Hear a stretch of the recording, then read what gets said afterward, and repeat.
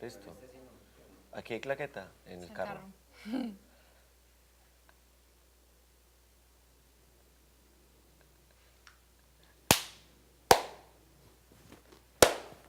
Bienvenida. Sara trabaja en Rodando y hoy vamos a tener una emisión muy femenina porque estamos disfrutando el Festival de Cine de Santa Fe de Antioquia, que este año el tema es las mujeres detrás de la cámara. Las mujeres detrás de la cámara. Hay mujeres que se están llamando por teléfono. Estamos en programa en este momento, la llamo después, ¿listo? Gracias, muy querida, chao.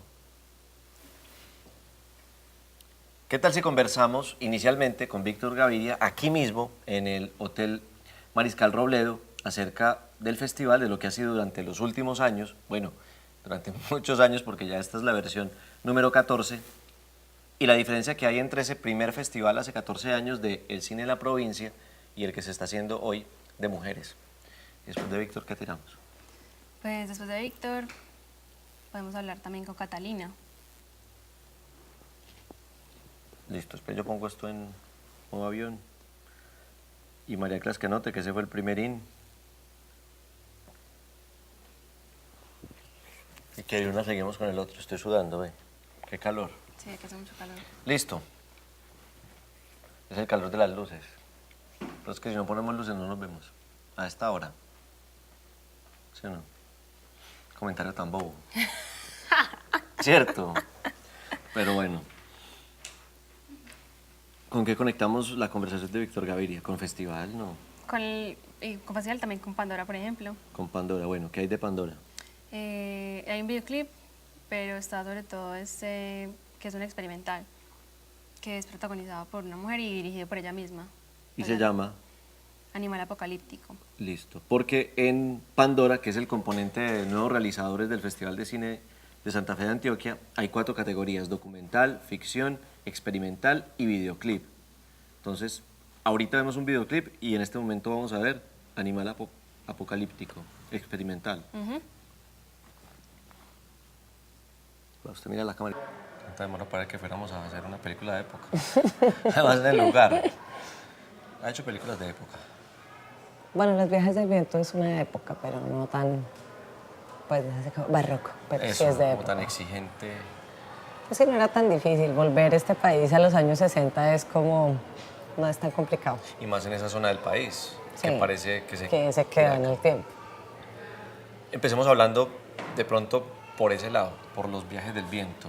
Una película que es un viaje. Nosotros en el programa solemos decir que cada película es un viaje. Esta película es un viaje en el asunto de producción. ¿Qué tanto exige? Bueno, esa en particular es una película que definitivamente es un road movie. Nosotros cuando lo estábamos haciendo, hacíamos muchos chistes como que era un burro movie, porque es obviamente un road movie, pero sin carro, sino en burro.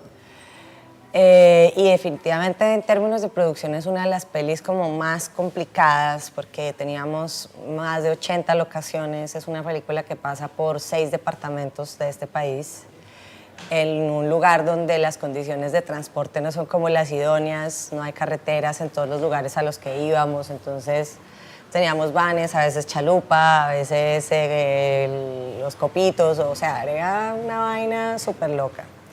Y definitivamente fue un reto muy hermoso, muy complicado, al que muchas personas nos dijeron como que estábamos locos y que íbamos a fracasar en el intento, pero pues no salió tan mal al final de todo. Creo que lo más complicado era el tema de movilizarse por el país, más que la época, porque es una película de época que se ambienta en el año 68, pues o sea, este país está casi igual que en el año 68, sobre todo en las zonas rurales, no era una cosa tan complicada quitar un alambrado o vainas de esas, pero realmente moverse en el país era lo que hacía muy complicado el rodaje, pero también lo hacía como una experiencia de vida para todos los que estábamos haciendo la película mucho más interesante.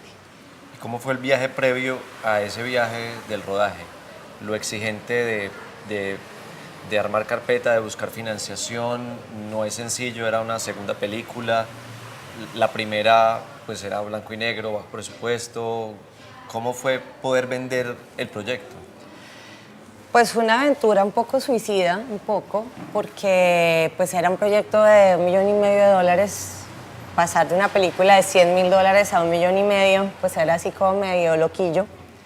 En ese entonces el Fondo para el Desarrollo Cinematográfico representaba $200.000 de $1.500.000, entonces era una vaina bien, bien loca, donde de verdad muchas personas nos dijeron no lo van a lograr, esto no lo pueden hacer así. Pero creo que fue un poco obstinación y creerle mucho al proyecto y como al momento y a lo que podía alcanzar el proyecto. Nos demoramos más o menos 2 años y medio financiando el proyecto y se lograron muchas cosas no solo para la película, sino para abrirle otras oportunidades a los que venían detrás de la película. Entonces fue el primer proyecto colombiano en ganar fondos internacionales como el World Cinema Fund, como Hoover Vals Plus. Fue el primer proyecto colombiano en estar en el Atelier de Cannes. Entonces fue una cosa un poco empírica, como de sentarse y googlear y buscar dónde hay oportunidades y tirarse al agua sin miedo. Pues sí, con mucho miedo, pero creo que más agallas que miedo.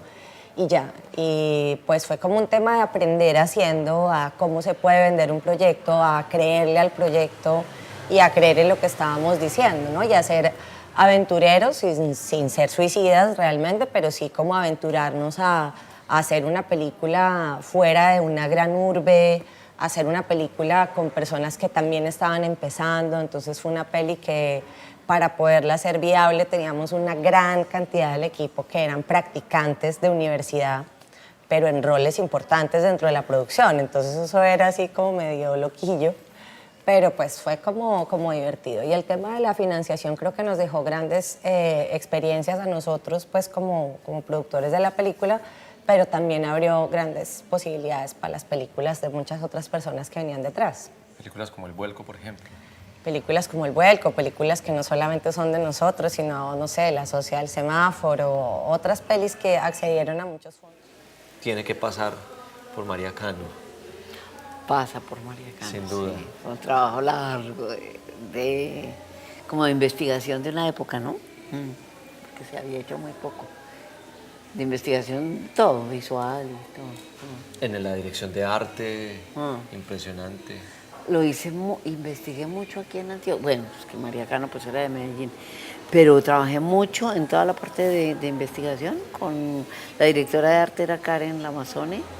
Y entonces yo vine a Medellín no sé cuántas veces investigando pues el personaje, buscando viejitos que lo hubieran conocido, todo eso.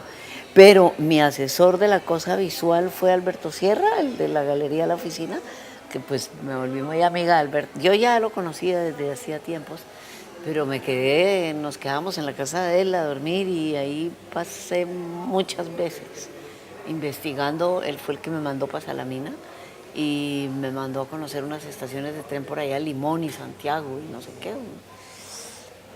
Bellezas y cosas, sí, pero fue mucho trabajo visual, porque había poco documento y ustedes los antioqueños tienen una maravilla que es el archivo visual, que eso no tenemos en Bogotá. Y eso antes se llamaba el FAE, Fundación FAES, creo, Fundación Universitaria de Estudios Sociales. Todo ese archivo después pasó a la Biblioteca Público Piloto, que está ahora ahí, todo el archivo visual, pero eso fue para mí un tesoro. Porque es que mira, uno ha visto como fotos de presidentes, ¿no? Pero por ejemplo queríamos saber cómo eran los soldaditos en esa época, o la policía. Había policía nacional, departamental y municipal, con uniformes distintos. Sí. Los municipal eran de pata al aire, mejor dicho, descalzos. Y los departamentales eran como con unos pantalones como hasta aquí, como pescadores. Y los que eran mejor vestidos eran la Policía Nacional, pues. Sí, pero era todo un descubrir porque ahí lo visual es muy pobre. Y bueno, aquí en Antioquia es donde hay más. De eso precisamente le iba a preguntar, y aprovecho la palabra aventura que usted menciona. Toda una aventura. No. Sí, estamos grabando. Ay, yo no me una di conversación, cuenta. claro. Bueno. Toda una aventura.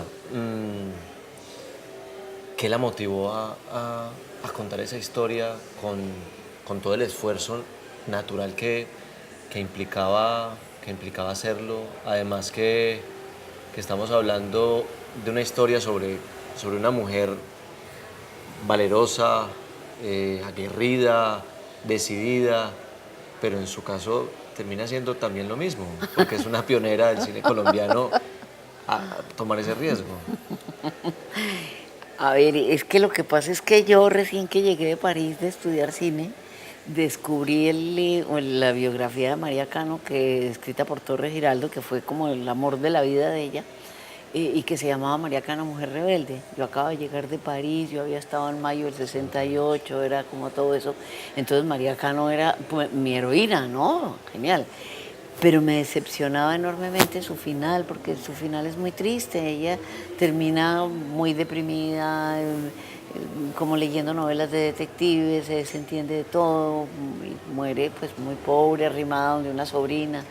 Entonces yo que en ese momento tenía 20 y tantos años, pues que buscaba era la heroína triunfante, ¿no? El happy end. Y me parecía primero que, pues, que era una lástima que la heroína no hubiera triunfado como correspondía. Y segundo, que en ese momento cuando yo llegué a Colombia de esos años 71, 72, pues eso no existía nada, ni Focine, ni nada de lo que después ha aparecido para apoyo al cine.